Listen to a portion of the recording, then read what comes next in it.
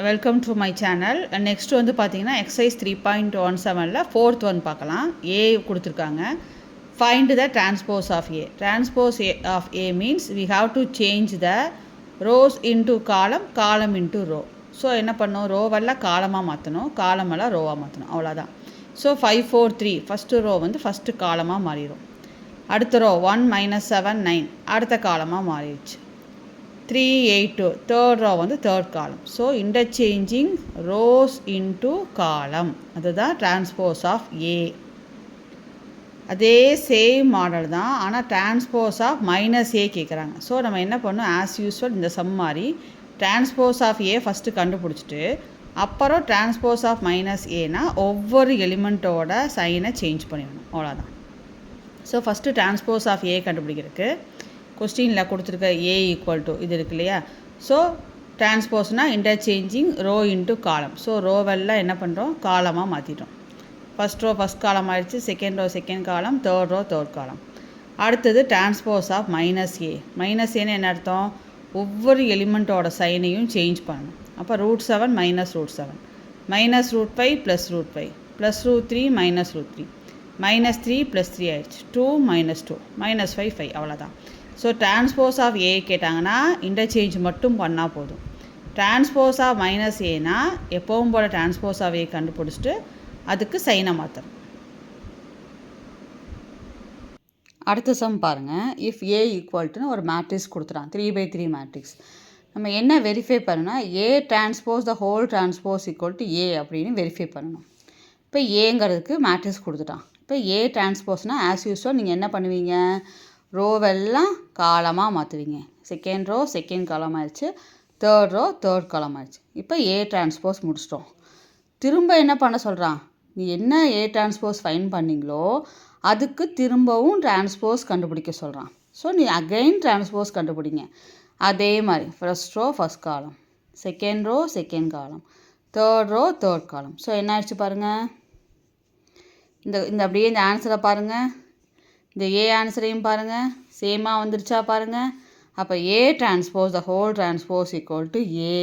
இது ரொம்ப ரொம்ப ரொம்ப இம்பார்ட்டன்ட். இது 1 மார்க்கில் கூட கேட்பாங்க. ஏ டிரான்ஸ்போஸ்க்கு டிரான்ஸ்போஸ் கண்டுபிடிச்சா ஆன்சர் என்ன வரும், ஏ. அடுத்தது find the values of x y and z. இதில் ஏதாவது ஒரு சம் கேட்டுகிட்டே இருக்கிறாங்க.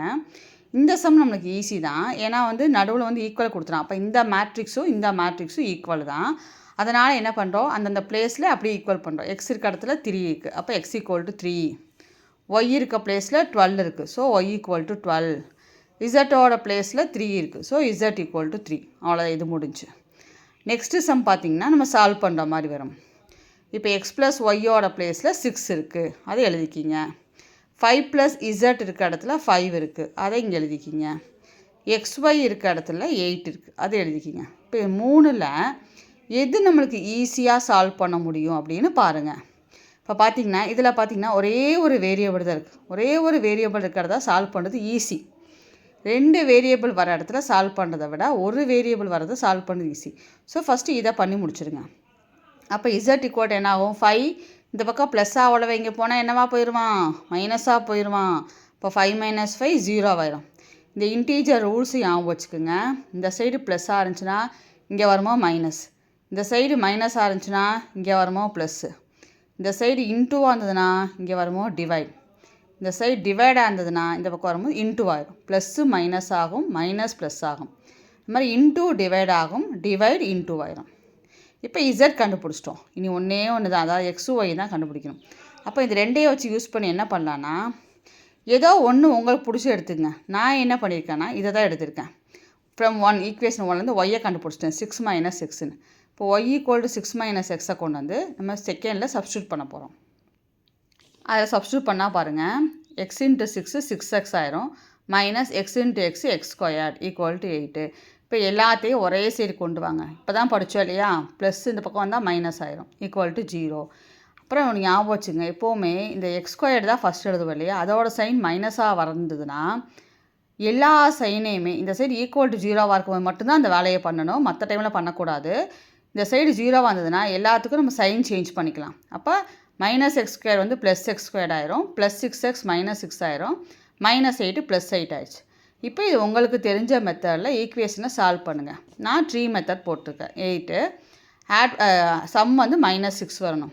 இந்த சென்டரில் மட்டும் மைனஸ் வந்ததுன்னா 2 ஃபேக்டர்ஸும் மைனஸ் தான் வரும். சென்டரில் மைனஸ் வந்தது அப்படின்னா 2 ஃபேக்டர்ஸும் மைனஸில் தான் வரும். அப்போ -4 -2 அப்போ தான் -6 வரும். மைனஸ் இன்ட்டு மைனஸ் ப்ளஸ் ஆகி உங்களுக்கு 8 கிடைக்கும். அப்போ x - 4 x - 2 = 0 வந்துடுச்சு. அப்போ x = 4 இல்லைன்னா என்ன வரும் ஆர் x = 2. இப்போ எக்ஸுக்கு 2 வேல்யூ வந்திருக்கு இல்லையா, ரெண்டையுமே கண்டுபிடிச்சி போட்டு y கண்டுபிடிக்கணும். நம்ம y ஆல்ரெடி என்ன எழுதியிருந்தோம் 6 - x எழுதியிருந்தோம். இப்போ ஃபஸ்ட்டு x = 4 போடுங்க. அப்போ 6 - 4 2 ஆயிரும்.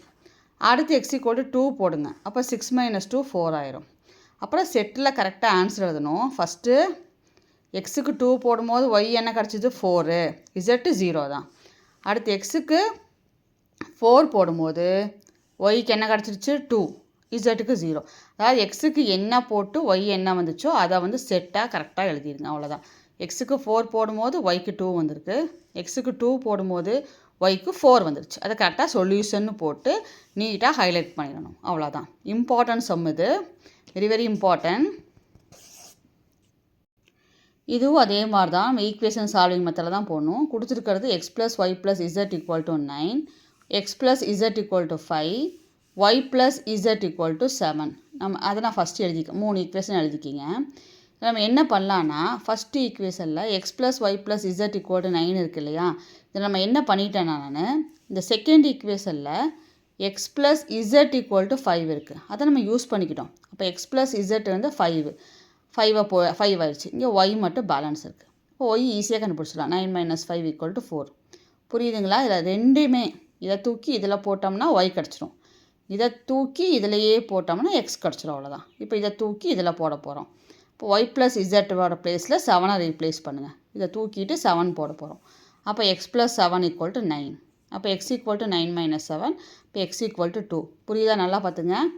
இந்த ஈக்குவேஷனை கொண்டு போய் ஃபஸ்ட்லேயே போட்டோம்னா y கிடச்சிரும், இந்த ஈக்குவேஷனை கொண்டு போய் ஃபஸ்ட்லேயே போட்டோம்னா x கிடச்சிரும். அப்படி தான் போட்டிருக்கோம். இப்போ எக்ஸும் கிடச்சிருச்சு, ஒய்யும் கிடச்சிருச்சு. நீங்கள் எதில் வேணாலும் போட்டு z போட்டுக்கலாம், உங்கள் இஷ்டம். நான் இதில் போட்டிருக்கேன், தேர்டில் போட்டிருக்கேன். அப்போ y + z = 7னா 4 + z = 7, இப்போ z = 3. அது உங்கள் இஷ்டம், நீங்கள் எதில் வேணாலும் போட்டுக்கலாம்.